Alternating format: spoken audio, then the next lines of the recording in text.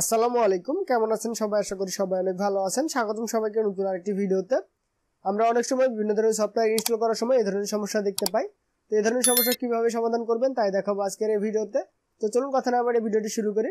তো প্রথমে এটা এক্সিট করে দিই। ওকে, দেন যে কোনো একটি ব্রাউজার ওপেন করবেন। ওপেন করার পরে সার্চ বারে গিয়ে লিখে সার্চ করবেন মাইক্রোসফট।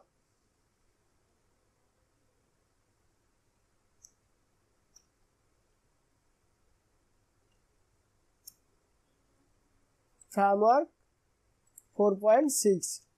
ওকে, এটা লিখে সার্চ করার পরে 2 নম্বরে যে ওয়েবসাইটটি পাবেন সেটা ওপেন করবেন। ওকে, তো ওপেন করার পরে একটু নিচের দিকে যাবেন। ওকে, দেন এখানে দেখতে পাচ্ছেন সিলেক্ট ল্যাঙ্গুয়েজ। এখান থেকে আপনারা আপনাদের পছন্দ মতো ল্যাঙ্গুয়েজ সিলেক্ট করে নেবেন। তো আমি ইংলিশ রাখছি, আপনারা চাইলে যে কোনো ল্যাঙ্গুয়েজ সিলেক্ট করতে পারেন। ওকে, দেন এখানে ডাউনলোড বাটনে ক্লিক দিয়ে দিবেন। ওকে, ক্লিক দেওয়ার পরে এখানে একটি অ্যাপ্লিকেশন ডাউনলোড হবে। আমি অলরেডি ডাউনলোড করে রেখেছি, তো আপনারা ডাউনলোড করে নেবেন। তো ডাউনলোড হয়ে গেলে আপনারা ডাউনলোড ফোল্ডারে চলে যাবেন। ওকে, ডাউনলোড ফোল্ডারে যাওয়ার পরে এখানে দেখতে পাচ্ছেন সে ফাইলটি। তো আমরা এখানে ডাবল ক্লিক দিব অথবা রাইট বাটনে ক্লিক দেওয়ার পরে অ্যাডমিনিস্ট্রেটরে ক্লিক দিব। ওকে, ক্লিক দেওয়ার পরে পারমিশন ইয়েস দিয়ে দিব। ওকে, দেন এখানে দেখতে পাচ্ছেন আমাদের ফাইল এক্সট্রাক্ট হচ্ছে, তো একটু অপেক্ষা করি।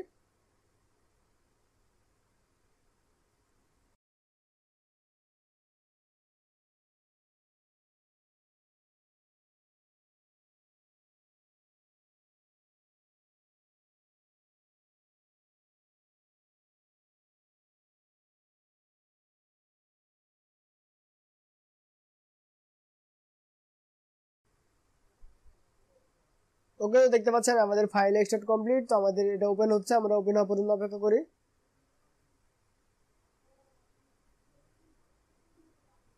ওকে, দেন আবার ইন্টারফেস দেখতে পাবেন। এখানে দেখতে পাচ্ছেন I have read and accept this licence terms, এখানে টিক দিয়ে দিবেন। ওকে, দেন এখানে ইনস্টলে ক্লিক দিয়ে দিবেন। ওকে, দেন এখানে দেখতে পাচ্ছেন আমাদের ভেরিফিকেশন হচ্ছে এবং এটা ইনস্টল হবে। তো আমরা ইনস্টল শেষ হওয়া পর্যন্ত অপেক্ষা করি।